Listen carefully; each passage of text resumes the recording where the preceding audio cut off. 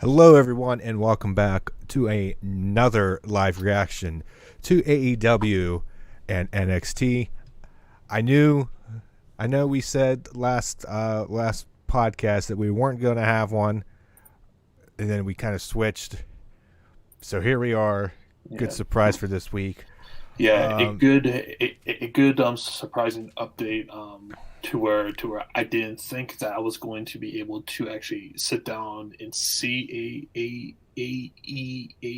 AEW Dynamite, but it turned out to be the case. So here we are. yes. So we have AEW and NXT this week. I guess we can get into AEW right now, right off the Hmm. bat. So I, at least for the first time in I think a couple weeks, at least for me, real quick, I got to watch both shows at the same time. Have the laptop and the TV, Hmm. so I got to actually see a full episode of AEW. You know, going in and out of stuff because I was have to focus on NXT. So Hmm. I've seen some stuff. So, John, why don't you take us off, and I'll join in with any comments, like always. Yes. Overall, Dynamite, I felt was a pretty strong show this week. We got some excellent build up for for for their Fighter Fest shows, which are going to be shown for the next few weeks here. So so yeah, we kicked off the show with Warlow versus Luchasaurus, um, Yep. and and and and something that I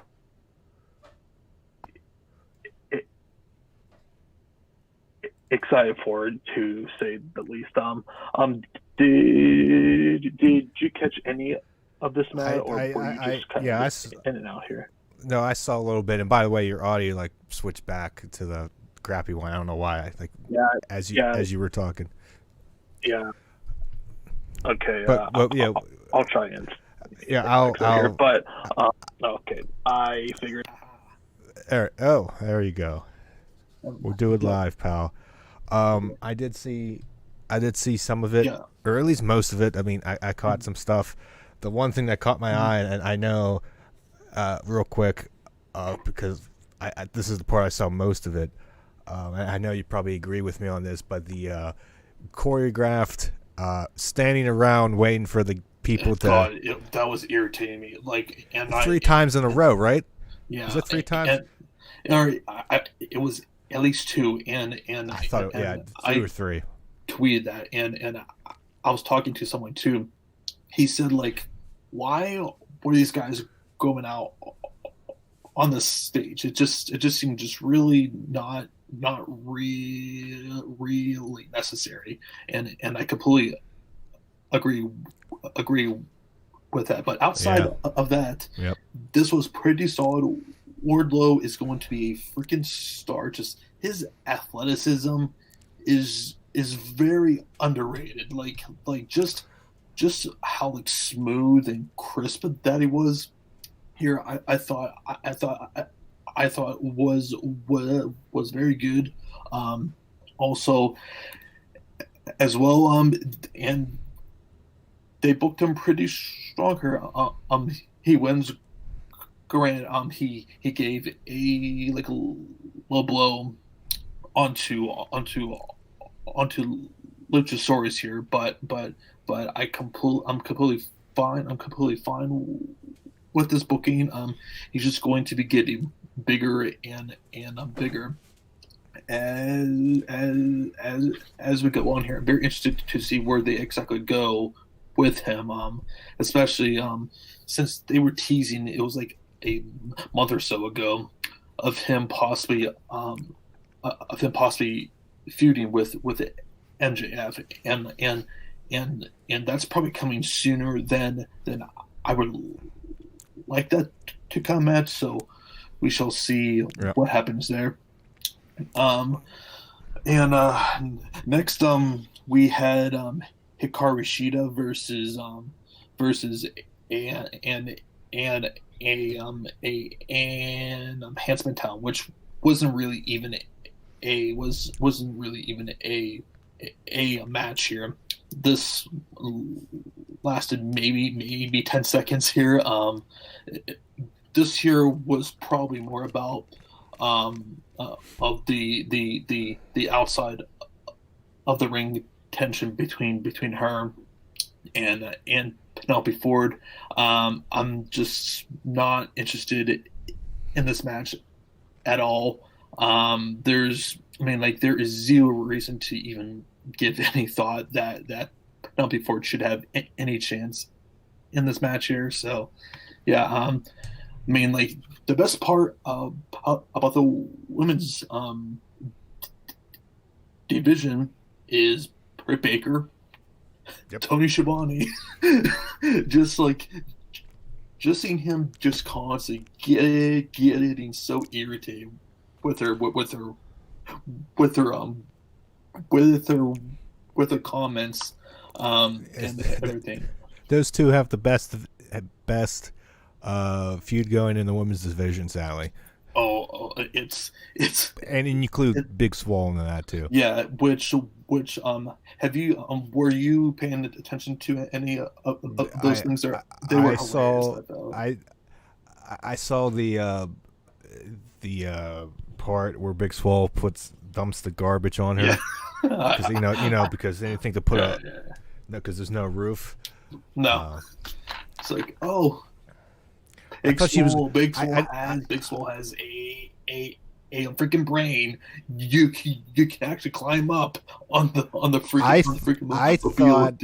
Yeah, I didn't know what it was on. I thought it was like on the back of like a vehicle or something. I thought she was going to drive it away, which would have been hilarious. But I'll take the garbage, keeping with the garbage theme. I enjoy that. Yeah, that was it fits. It fits like certain situations and certain for lack of a better term, gimmicks. Like in this case with Swollen and Britt Baker, like Britt Baker, and in this case, like what they're doing just based on Britt's character, at least for me, works. I don't think you can do this with anybody else. Like obviously she's injured and so on and so forth, but like I think if you tried to do this with somebody else, maybe it wasn't going to work as well. But with Britt's character being what it is, it's just I like it. It's great. One of the best things AEW is doing right now, and keeping her on TV was the best thing, and one of the best decisions they've made. Well, yeah, because I even said this at the start when she got hurt. You have to keep her on TV. She completely maximizes every single second that she's always on TV, and she's consistently one of the best segments every single week on TV. So like she is proving to be the actual face of that women's the division. So no doubt. And so then we had a Fyter Fest press conference between Cody versus Jake Hager for their TNT championship. This was pretty cool. Now, was it a little bit over the top here? I would say yes. However, I still liked it. They really built up Arn's respect for Hager and him questioning Hager about his motives and actually challenging Cody and then Cody, he really puts over Ricky Starks, who we beat last week on AEW. Which one comment made me laugh when Cody Was it says the? Go he ahead. is not a cosplayer wrestler. I I I popped at I that I didn't hear much from this, but I heard that, and I was just like, one. that is Gee, I wonder where he learned that one from there on that that. just it's just the irony in that statement is so good. Oh my god, it's freaking hilarious. I like. There's no way there was it can't be a shot because it helps him. So it Mhm. can't be a shot at Cornette, but it's just hilarious hearing that an exact phrase. But and in a way that and you look at it, that fits his style of wrestling. He is the Uh, complete opposite of guys such as like Joey Janela and Joey Ryan or and like all the and all of those oh guys. yeah, or it, he's so different than the rest of the elite if you consider that core group. Oh yeah. Well, He's more traditional. he's like his brother. Like he's like he sells a ton more, a lot more storytelling in his matches too, Yeah, in my opinion as well. But eventually, Hager he makes his way out with his with his with his with his wife, which okay, I did not expect that, but she comes out. Hager, he's gonna have somebody that to match at least the right, mosh pit right, right, of yeah. people behind him. I was Not kind of mosh pit. I couldn't. I was No. kind of expecting for the inner circle or some a semblance of them to kind of show up, but turns out it was it was just Hager and his wife. Hager and Cody they have a stare down, and then Hager's wife throw some water into Cody, and that was pretty much it for that. One of So the most so famous press conferences in wrestling history. yeah, one the feud that did not end up in an absolute calamity. So Yeah, I kind of like the idea of that the press conference thing. mhm, I know like I do too. Yeah. WWE does it or used to Hmm. or at least I remember actually seeing it years ago for Mania and stuff, and you would have face offs and stuff. So it's not new, but I like it for something like this on TV. Yeah, definitely agree. Then we get Cole Cabana and Mr. Brody Lee versus Sonny Kiss and Joey Janela. Yep, I did not care about this match. I just wanted this thing to just end. Yeah, cold and like a Brody Lee win. That's all that I'm going to really say about this, and I don't really feel talking about this anymore. Than I I do have I need to bring something up. So nobody in that gas station noticed the big fight. That is apparently my not. question. Nobody noticed the fight. Where's the police? Damn it! Yeah. But that's all I have to say about that. That was my half-assed, really serious comment. I, And then after that, we saw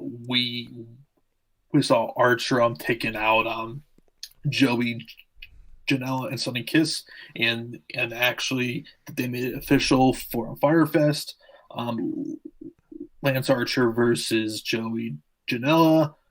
I do not care about this match how whatsoever. far has Archer fallen Right? He's with a Joey feud like this? Janela. Right? Yeah. Yes, I'm Just like like oh, he fuck.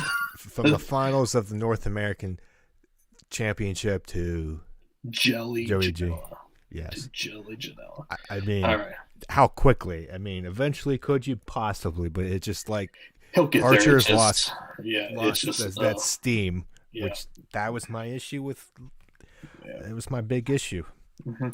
Then we get a Sean Spears on Vignette, which they're building up his whole like special black glove or whatever, and I saw an interesting tweet on I think it was Wrestling Inc. and they said that it seems like they're building a possible four horsemen stable with Cody, FTR, and Sean Spears. I'm like, well, sub out Sean Spears for literally anyone, and then yeah, I am all for this. But to It me, just Sean Spears, it feels weird with right? It makes Spears zero being sense in too, that. and like makes zero sense too Because of their history. raw, yeah, and like and it was like not even a what a month or so ago where Sean Spears was just talking so much crap on on on, on Cody and like his family. So I'm like, to me, in my opinion, Ricky Starks makes way more sense and could be that like a Randy Orton of the group where he's how he was in Evolution, Evolution. yeah. So that's kind of Yeah, I like was thinking there. the only way the oh my god, who, Jesus Christ, I just Sean Spears. Holy Mm-hmm. Yeah. only thing makes sense is obviously who's his manager, but like Mm-hmm. I don't. It's just weird. It's just going to be weird because of the Mm-hmm. history. They've Yeah. always. It wasn't like they used to be friends, and it's not like a off the top of my head a Gargano Ciampa thing. How if No. they did get back together, it kind of it would make No. sense because there was no And like no one is togetherness. really clamoring to have those two back together too. So it's just like I would rather them go with someone else who's going to really benefit because to me Cody and FTR just make perfect sense and Yes, yeah, I which would love. speak Let's love to see that. which speaking of FTR, they had a tag team match versus SCU of Christopher Daniels and Frankie Kazarian. This was an amazing match. By far SCU's best match, probably since their tag match against some Hangman and and Kenny from the cruise. If you recall that, I didn't see the cruise. I right? think I didn't Yeah, watch it, but yeah. yeah. So this was really good. Just I keep on saying it every single week. FTR, they just stand out, man. Like just everything they do is just so smooth and so crisp. Makes sense. They're not insulting your your intelligence. Just Uh, they know tag team rules. Like Wait. it's There's tag team roles in AEW. right. It's just like Wait, what? it's great. And Wait, they went for a good, I would say 12, 12 or probably 15 minutes here. Um, Obviously FTR win here, and then after the match we have Dax Harwood. I'm cutting a little promo here. He some things he did say.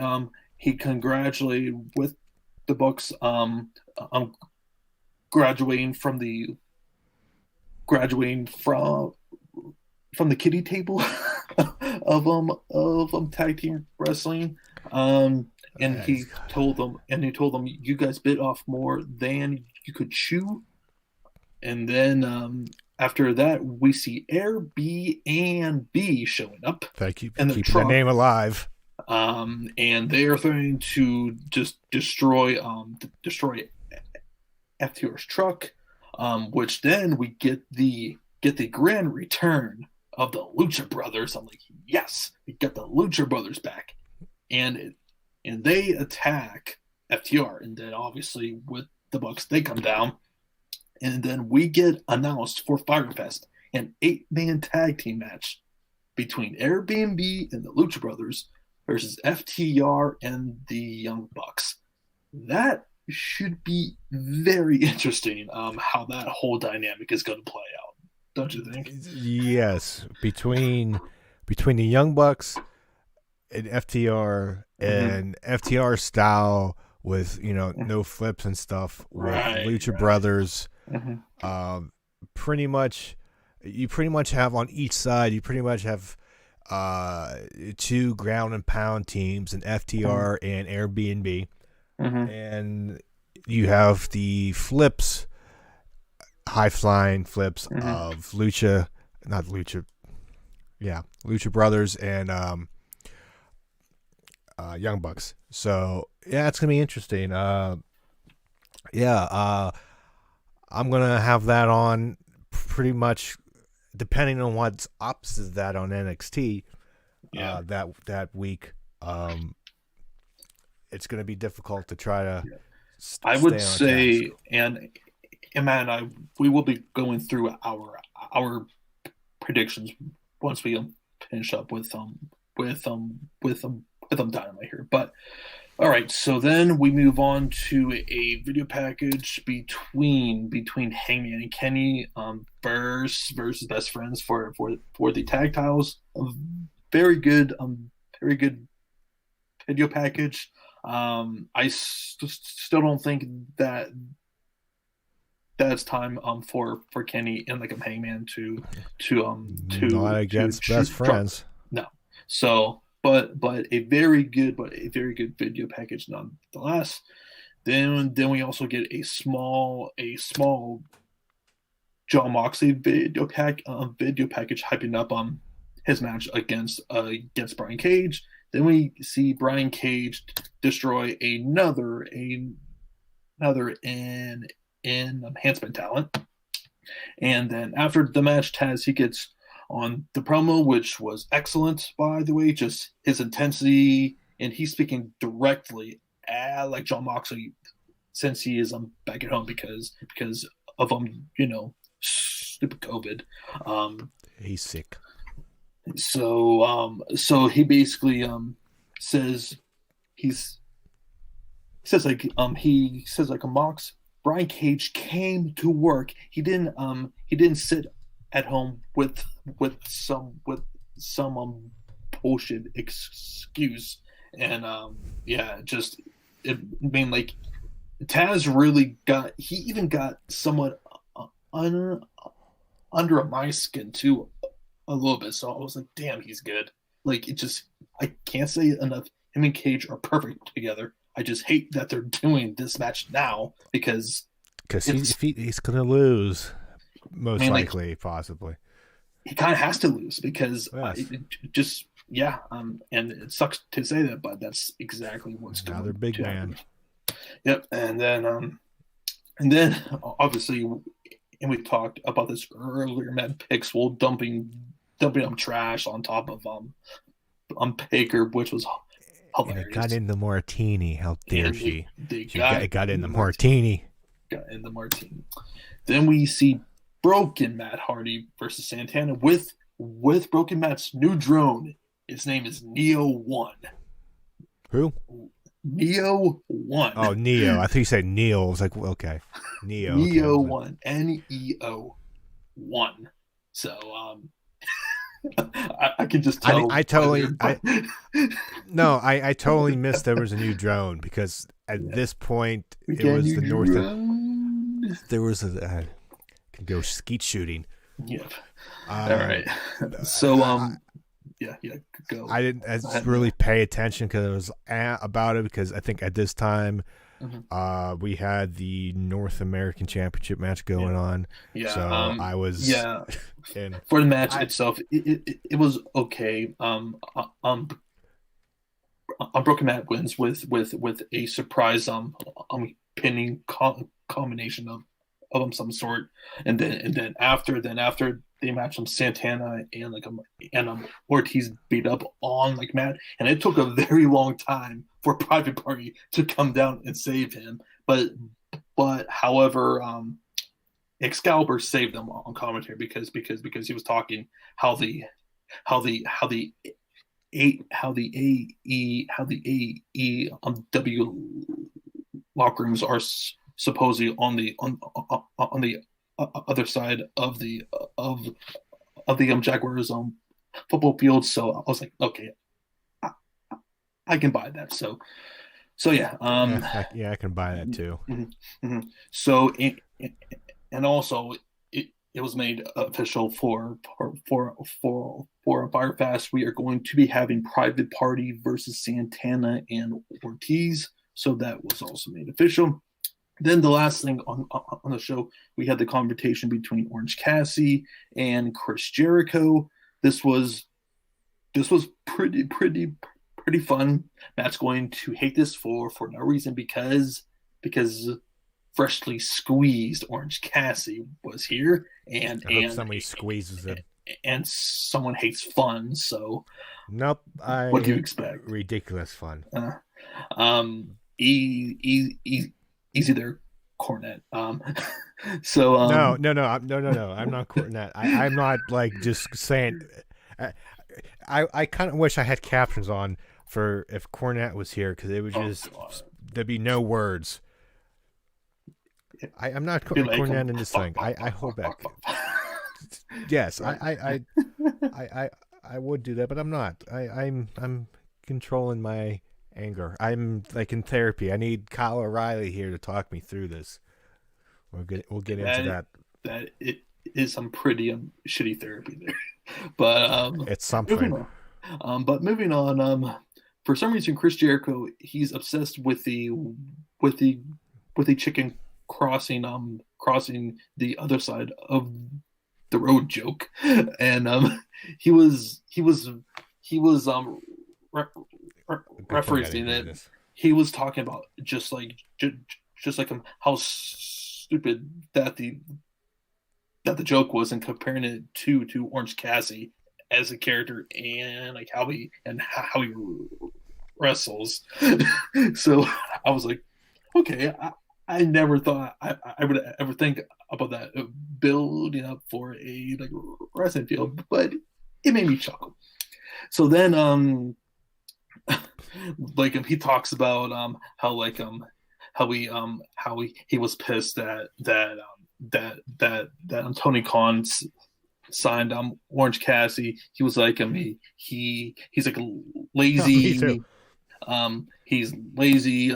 He and such, and basically they tell him, well, he's really popular and the fans love him. And he says, oh, well, I can kind of see why they love him, since he is very lazy, very complacent, yada yada. This eventually ends with Orange Cassidy taking Chris's microphone. He sets his microphone down, gives him the most devastating strikes in all of professional wrestling. The devastating kicks. Right there, Jericho should have knocked his ass out. Why take that? You just see so much rage in his face. Why take it? Why? He should have, after the first love tap, should have. Oh. And then once that happened, Chris, he takes Orange Cassidy's sunglasses and smashes them. And then that's when they took it into a pretty good looking brawl here, which eventually went into the seats, and at some point Orange Cassidy he did busted open. I'm not exactly sure where that happened, but when the show went off there, Matt, that was a pretty cool look there. So I mean, like, he looked pretty damn good. If you take out the beginning and just isolate the brawl, it was good. The Superman punch. This is just a consistent reminder. Matt hates fun. I don't hate fun. Matt hates fun. It's It's okay If to I accept it, Matt. It's okay to accept it. if You I just can don't like hate fun. no. You hate fun. Hey, ho ho. Orange Cassidy needs to go. You get on me for that music video. This Great is about music. Better music that's on now. Some that's whatever. about as creative as a Bruce and freaking Mensa creative meeting there. So I would expect nothing less. Raw's been better. I Oh yeah, I but we could tolerate a guy love tapping legs and not getting his absolutely ass beat. absolutely That's because hypocrisy. That's the you word. you can't even freaking Because I'm so conquer. flustered by the idiocy. See, I can't speak. Orange Cassidy. I'm so All right. mad internally. But Well, the brawl was fight. The Superman punch uh, was cool, and it's the best Superman punch in all of wrestling. I have no reason to defend anything on that. Yeah. My name's not Roman Reigns.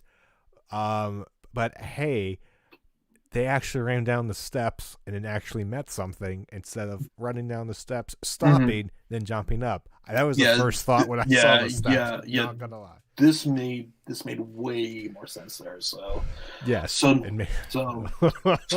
so now Matt Firefest is set.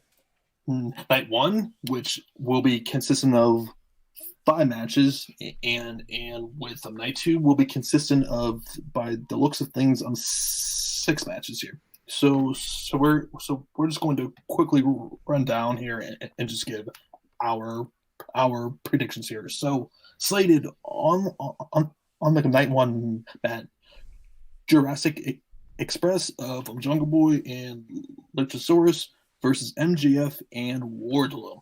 Who do you got here?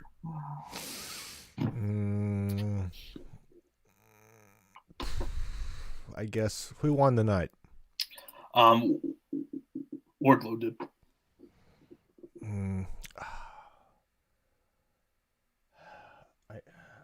I don't know. I Wardlow shouldn't take the pin. I maybe MJF. I'm going to go MJF and Wardlow. I don't see them losing here. No, MJF shouldn't lose. If they do, it's going to be by some shenanigans. By some shenanigans. So because Wardlow shouldn't take a pin, just the size. MJF shouldn't take a pin. No. Lucha, I think Jungle Boy's the only one that's believable who could take the pin, and it's okay for him because Luchasaurus he's that big person. I think MJF the carry. If it continues after, I can see this continuing after their match. So, I can, at least for maybe the next pay-per-view or a couple weeks at Dynamite, say I'm going to go MJF and Wardlow. All right. Next we have Private Party versus Santana and Ortiz. You got your man.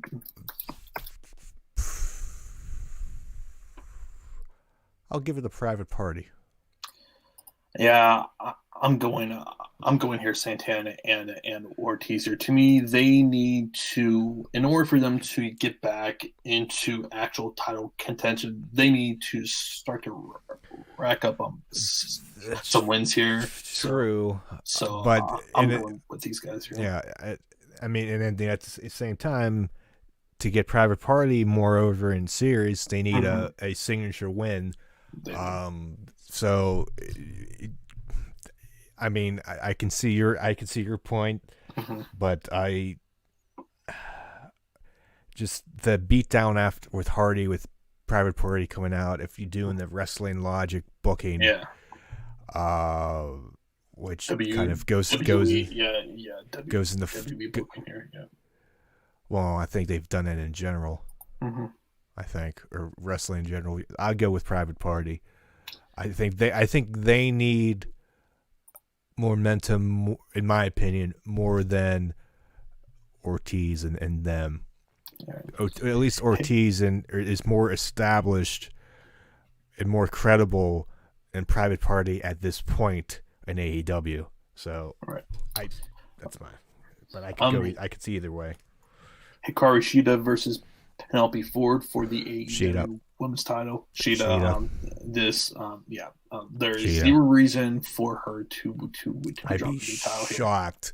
here. It'd be stupid. It would be really stupid, especially too since they don't have anyone else as far as a babyface to actually feud her with. So no, it just I'm just there's nobody. There's nobody there. Right. So I'm like Hikaru Shida. Then we get Kenny Omega and Adam Hangman Page versus Best Friends for the AEW tag titles. Pretty simple here, Matt. I gotta think Kenny and the companion. Yes, it's not. It's just too soon. It's way too soon. To me, the only team who currently should beat them for the tag titles is probably FTR. I think are the team, or probably are the team. At this point, yes. Especially now because I think they're 2 or 3-0 now in tag team action too. So they're slowly starting. Lucha Brothers just came back. Or just came back. Mm-hmm. Airbnb.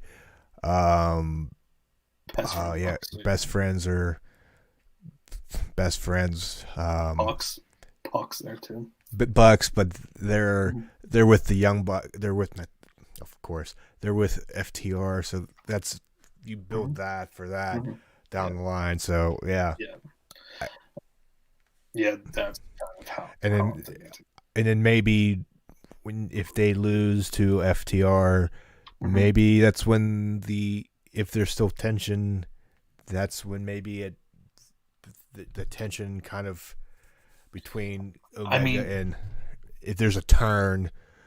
I mean, I think it starts. I definitely think that they're probably planning on doing Hangman versus Kenny at All Out. I think that's probably where they are eventually. You have those two, and you have the Bucks versus FTR for the titles, two possibly. Really great matches right there. There's two solid matches on the card right there, and whoever else, Cody, and we'll get that's down the line. All right, and now which I'm going to guess is going to be Firefest main event for night one. Cody versus Jake Hager for the TNT Championship.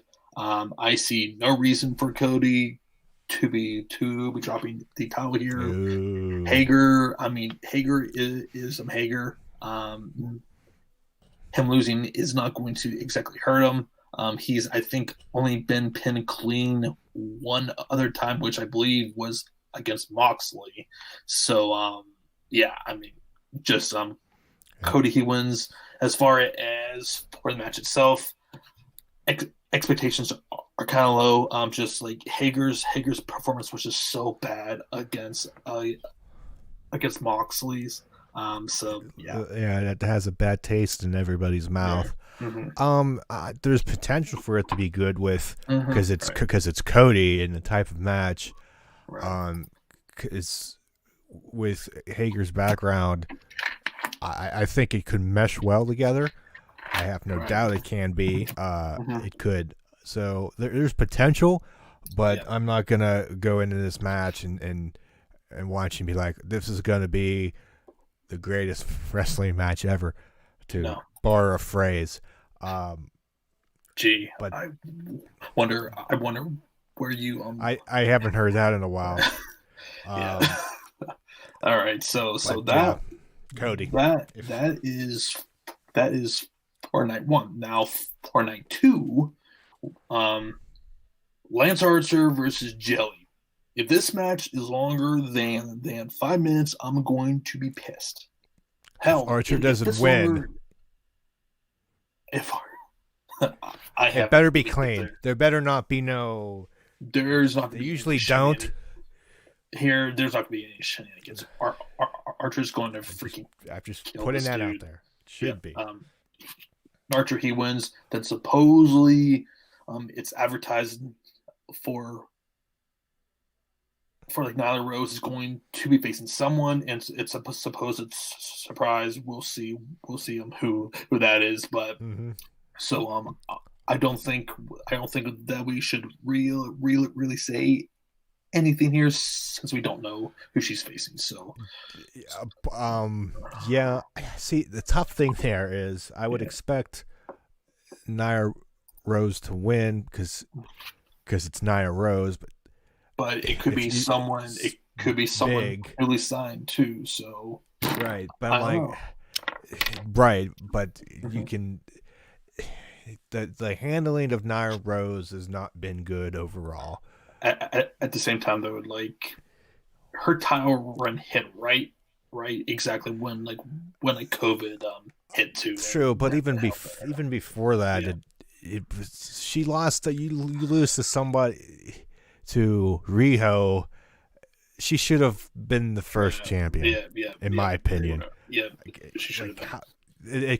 She kind of just started off behind the 8 ball there. So then we get SCU versus which is going to be a 6-man tag, by the way, versus Brody Lee, Cole Cabana, and Stu Grayson, who is part of the actual main tag team, or the original tag team of the Dark Order. I gotta think with the Dark Order are going over here, but I'm just like, these guys are just so damn cold right now. I don't care either way. Yeah, that's kind of how I feel. I would expect the Dark Order. I would do the Dark Order just because SCU's just been there not really doing anything, so they lose. It's not that big of a deal, but if Dark Order loses, it just puts another, it adds another bad mark to the overall Dark Order. So if they need a win as a group, whatever they're gonna do. All right, Orange Cassidy versus Chris Jericho. I do think that this is going to be a pretty competitive match, but at the end,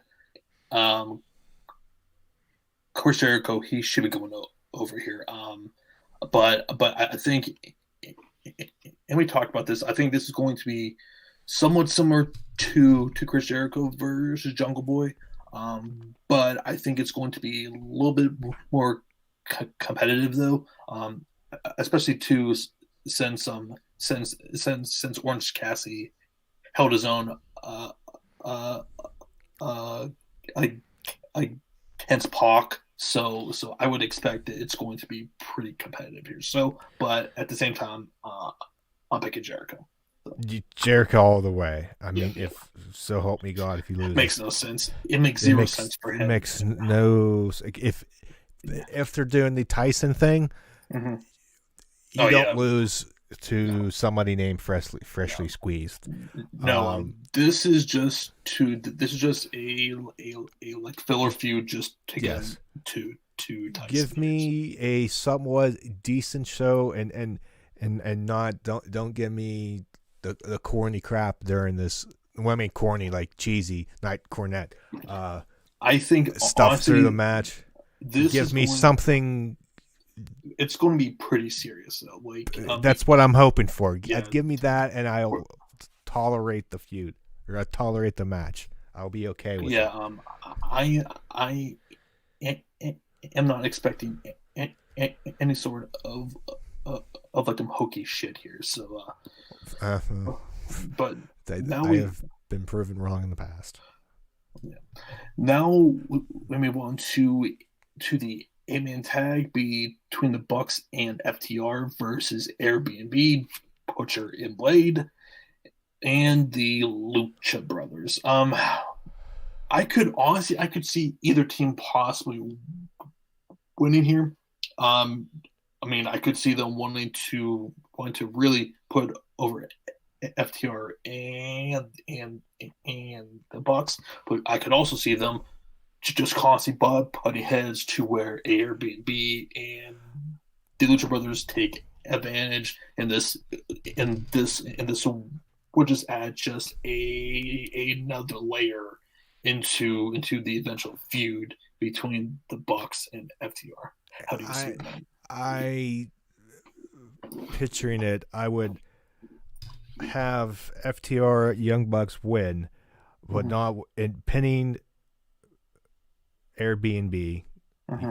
The Lucha Brothers don't take a pin, and but at the same time, they FTR and Young Bucks get the win, but there is some obvious tension Mm-hmm. between the two. They get the win, but like right after the match, they're like in each other's faces. Right. I don't think that FTR needs to lose, regardless if No. Young Bucks take the win or take the Mm-hmm. pin. At this point, they get the Which win, but I obviously, which I don't think is going to happen. One of them is going to be pinning at least one of them of Airbnb here. So yeah, Airbnb should take the pin. You because protect the Lucha Brothers, right and then you because still get the tension throughout the match.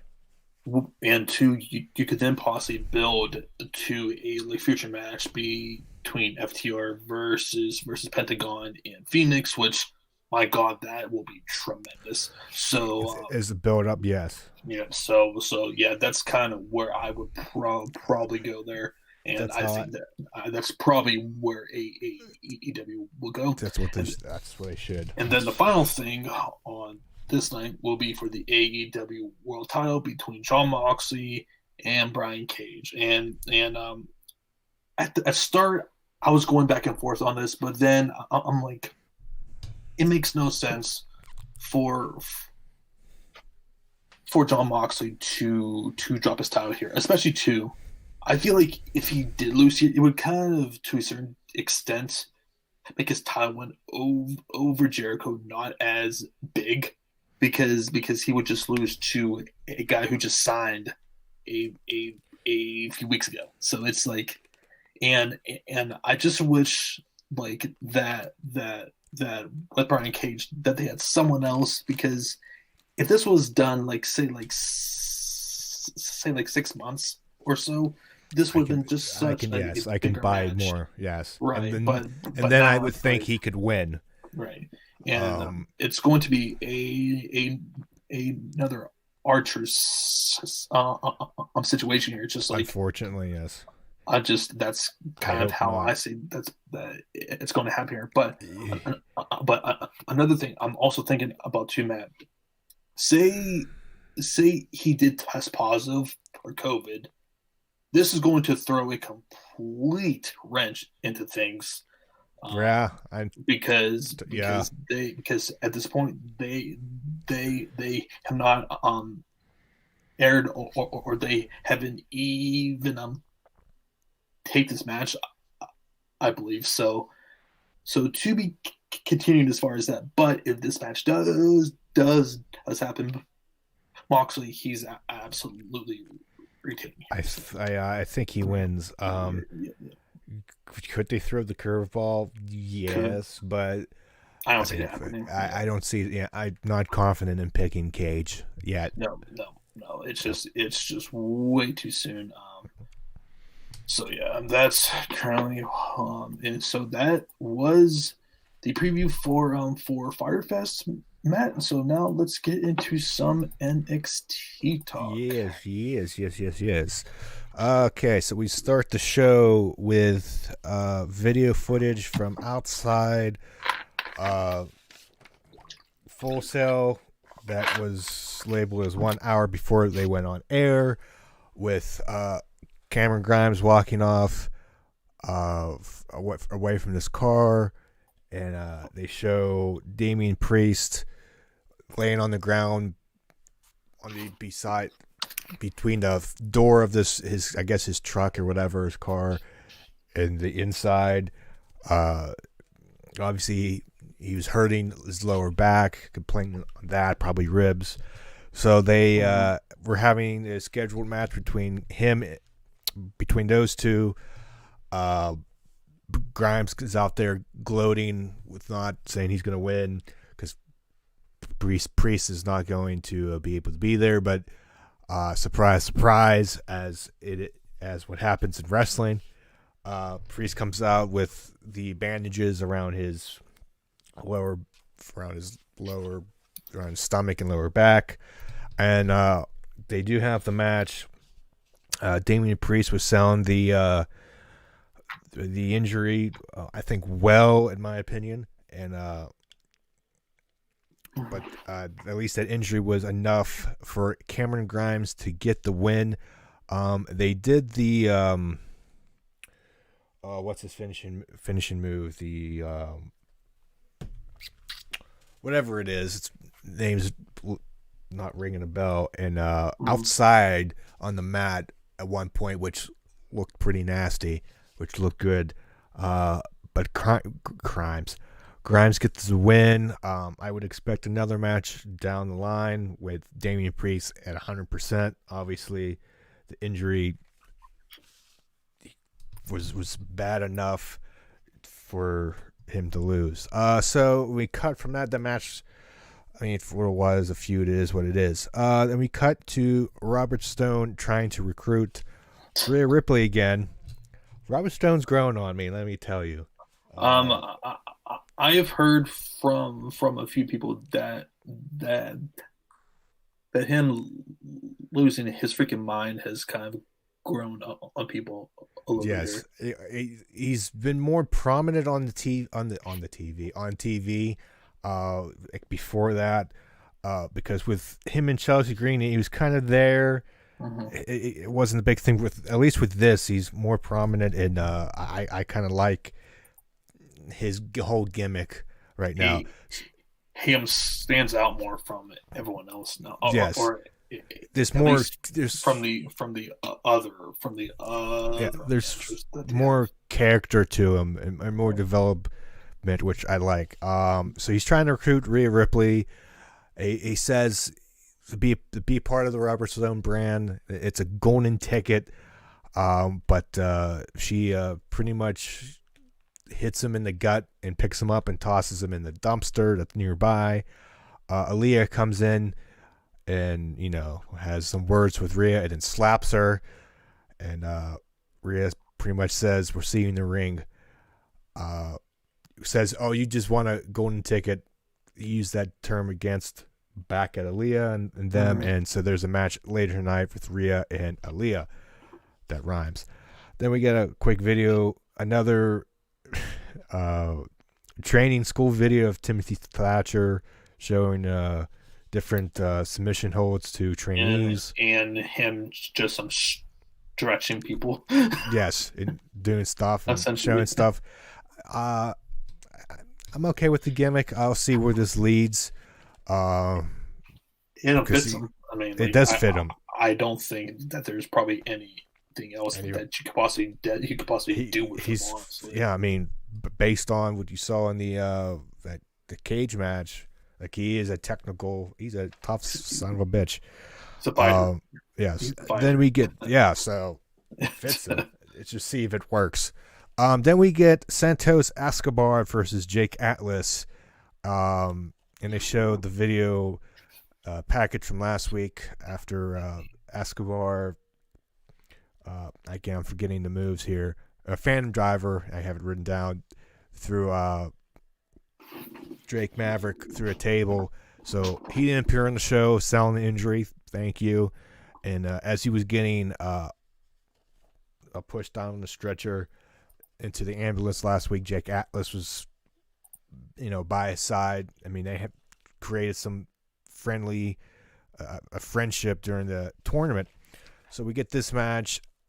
Santos Escobar and the other two whose names I forget right now. Their group is. It was I forget. I don't have it. Well, anyways. Raul. Mendoza and Joaquin. I don't know. I forget It doesn't matter at this yeah. point. Their group is called Legado del Fantasma, I believe. Mhm. Santos just has this look. He has the charisma. It's like I said, man. He's a combination of Andrade and like a Yeah, Roman. That he's is the got first person who I think about. he's got the look. He's got the charisma. It's just Hmm. so good. I like the group. I like this feud with Drake Maverick. And highlights the cruiserweight division. Hmm. Something meaningful.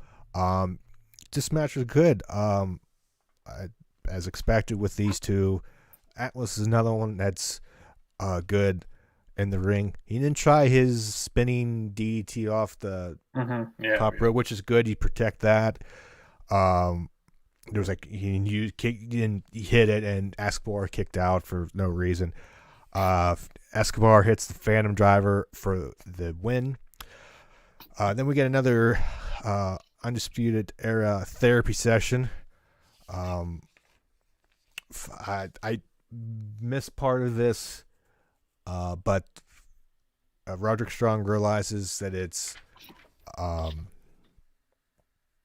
he's Kyle healed. O'Reilly. He's healed, He's and healed. he had to go. This is Faces the part I fear. missed because faces filled with the trunk, and I Yeah. think he goes in the trunk. But I missed it because my TV here sucks and shut off on me, so I'm going to assume he went in the trunk. Yeah, they posted this on Twitter, and I was watching this during the god awful tag match between Sonny Kiss and Joey Janela versus So Brody I guess he Lee went in the trunk. and Cole Cabana. But basically, they throw him in the trunk, and then about 10 seconds there, Open the they trunk. take him out and just like high five each other. Okay, so he's out of this, but Right. he has to face another feud later tonight, and we'll get into that. Dexter Backstage, Loomis, we get a backstage interview with Indus Sher and Malcolm Bivens. The only thing I got from this is the phrase that Malcolm Bivens saying he was pissed. With him and Indus Sher coming out to watch the tag match, and the other team was it Lorcan and Danny Burch. Yeah, And Danny Burch. I think it's came out and attacked them and ruined that. And the best phrase ever. I gotta use that because he's pissed off to the highest level of pistovity or something. It doesn't matter. I can't read my own writing. I wrote it down too fast. Pissed off. I gotta find. You could always type out. You could always type out your. I can't type it up because I'm watching AEW on my laptop and watching NXT. I'm watching two shows at once, John. Not like you. Yeah, man. One show, the only one that Go ahead. I want to watch. Oh, you but and your continue. pistovity. That's mad. It's not even a freaking word. That's mad. When you're that mad, you just make up words. But yeah, you can speak that more so than anyone else. I don't make up words. Did you do? Especially when you're What word did I make up? Especially during a mini golf. I don't make up words. I just mumble.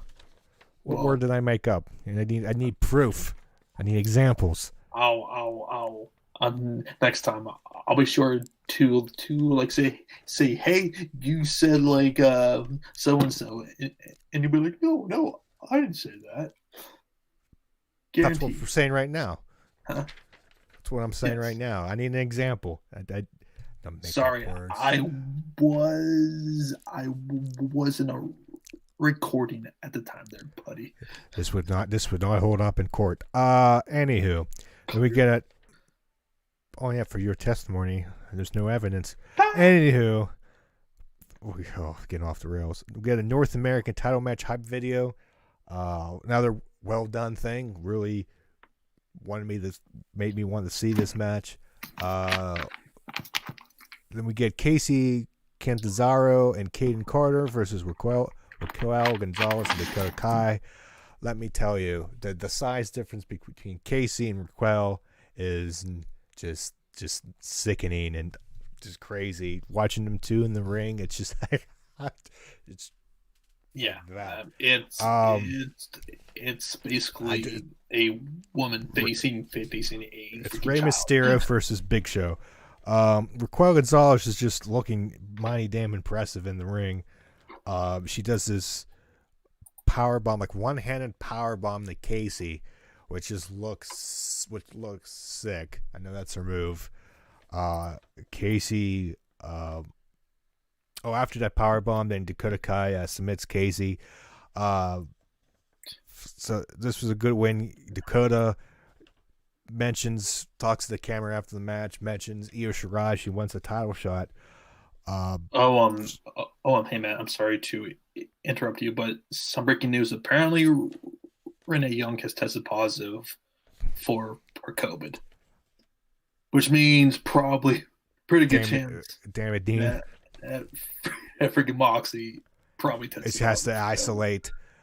I guess that match is. That's interesting. Then we get Karrion Kross versus Bronson Reed. Damn entrance never gets old.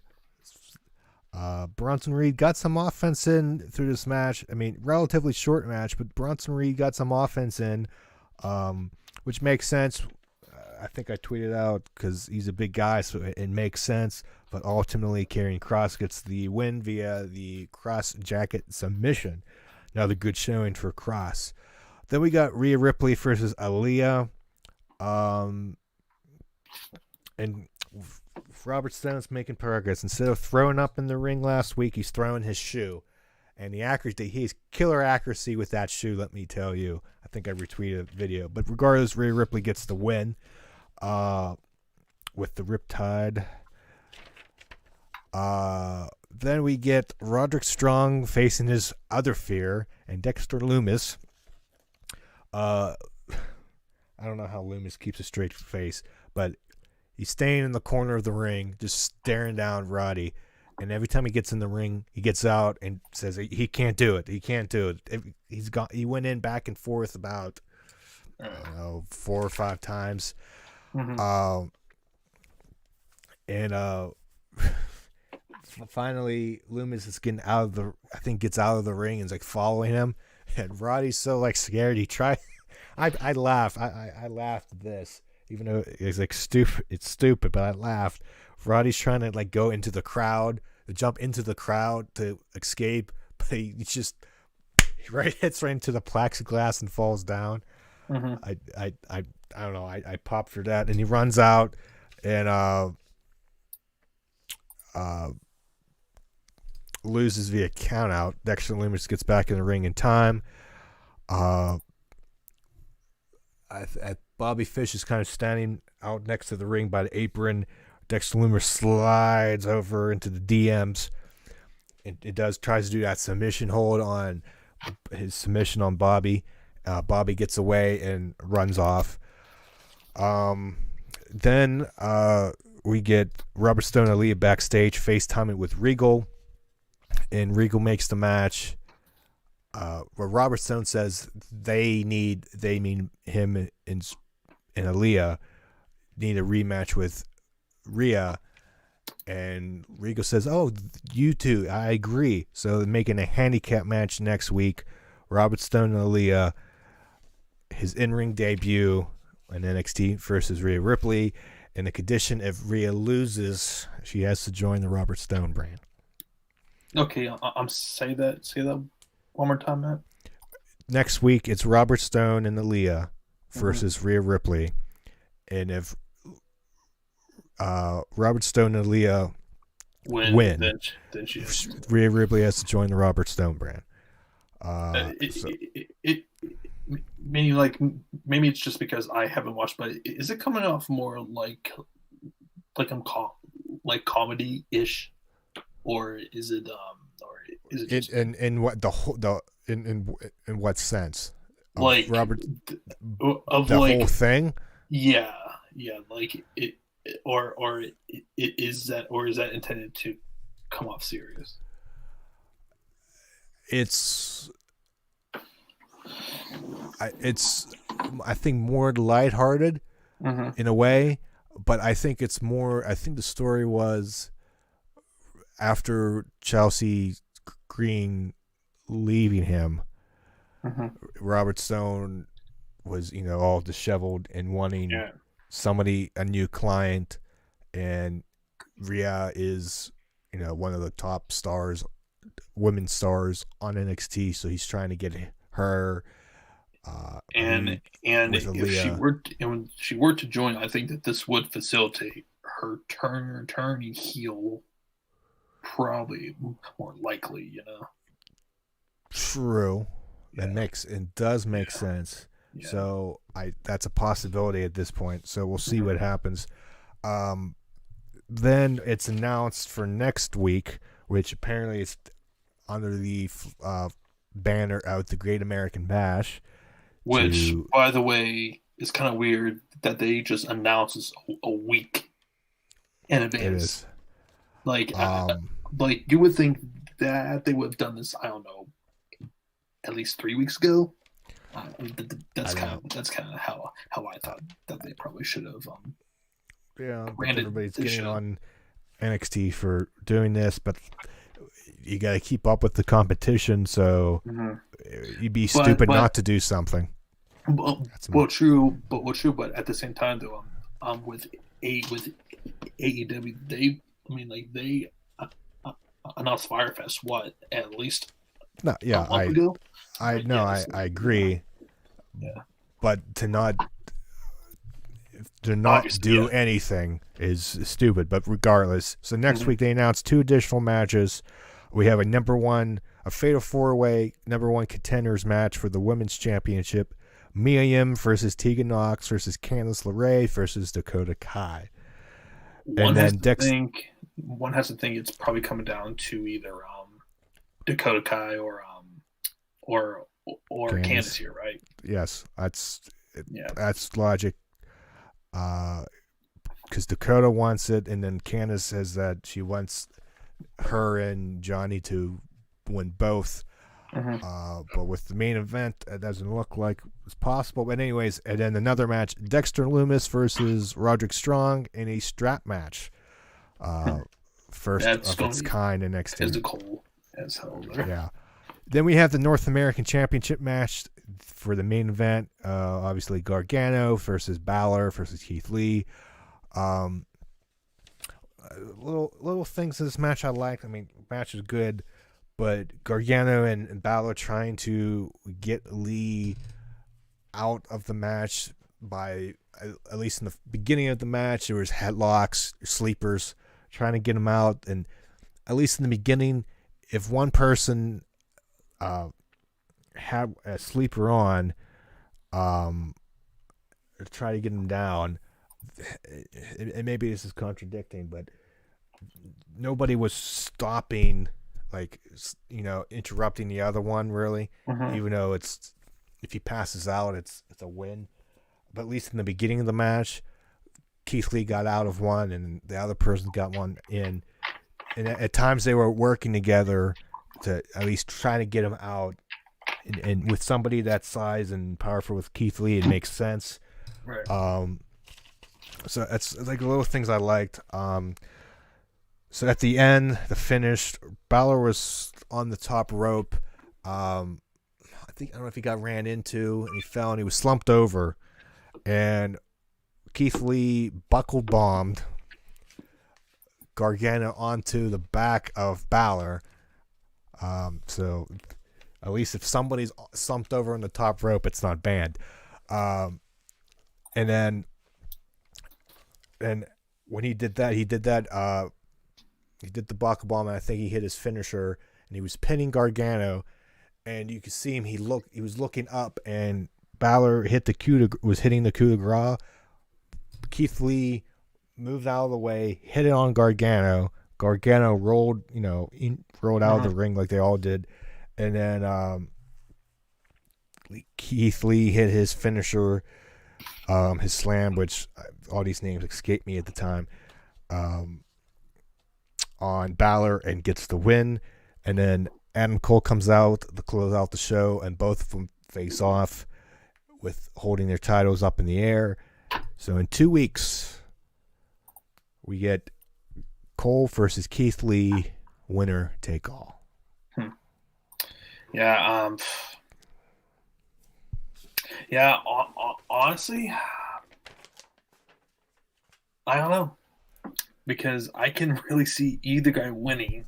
Yeah, as far as clean, I mean, I think that, like, I really am kind of hoping that they put the title onto Keith Lee, because, and I've said this before, if they have Karrion Kross take the title off of Cole, that to me is going to feel like that's way rushed. Whereas Keith Lee has he won a title, and two, he's been built up ever since Survivor Series. Essentially, I would not be mad if he won here. You know. Yeah, I just don't. If he does win it, I don't want Karrion Kross to take it off of him. No, that soon. I almost would want. See, I would be almost okay with Kross beating Cole for that title, to be the one to break that streak of how many 400 plus days. Because I think it has more impact. If it were up to me, I would not have Karrion Kross challenging for the title until at the very earliest Survivor Series weekend, because to me, yes, it's way too soon. It's way too soon for this, and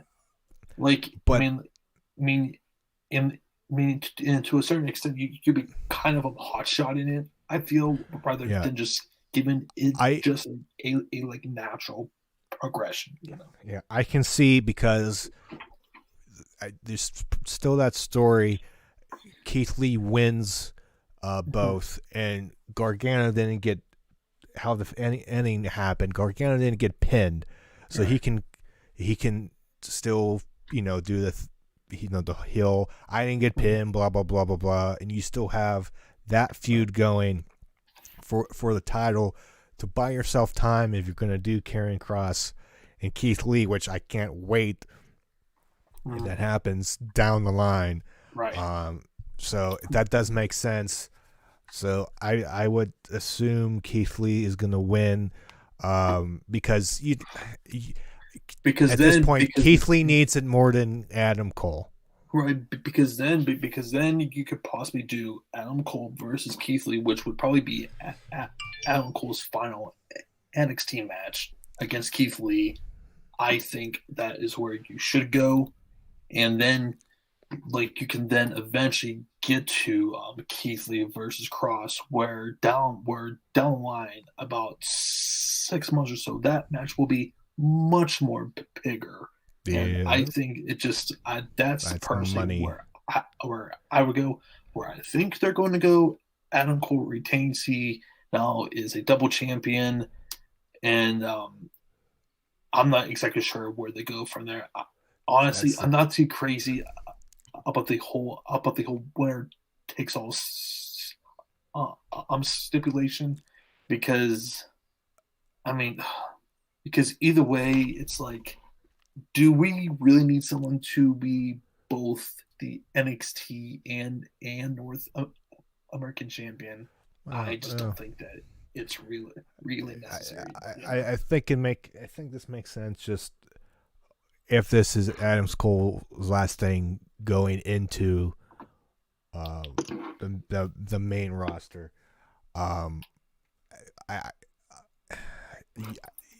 again, Keith Lee, I think, would need this win more than Adam Cole. Obviously, if you go to the main roster, you don't need the NXT title, and I think that's a good finishing act, if you will, for Cole. And Keith Lee, I mean, he's big and powerful. I think that makes more sense, at least for me, him to have the 2 titles than Cole, just based on the matchup alone. Where you go from there with Keith Lee with both titles, there you go. Yeah. So he can somebody. Yeah, I can see maybe another problem is like who do you feud him against if he does win? I can see maybe, I don't know. This is off the top of my head. Gargano, if maybe Finn, maybe North American Championship, maybe Gargano in a way cost him that title, and that gets hot shots or helps increase the story with him and Gargano for the NXT Championship, because Gargano wants the NXT Championship. Balor wants the North American Championship because he hasn't won it yet. So there's your split, and maybe Balor gets the North American Championship because of Gargano costing Keith Lee. So it's not a clean loss, and then that helps fuel the fire between Lee and Gargano for a championship match down the line. I can see that. I can buy that. Definitely. Cole's off, and then you have Balor as a champion and Lee as a champion. So that's how I would kind of do it. That makes sense in my head, but we'll see what happens. So Absolutely. It's interesting to see what they're going to do. It sure is. Well, guys, I think this is probably where we will probably sign off here on this stream here.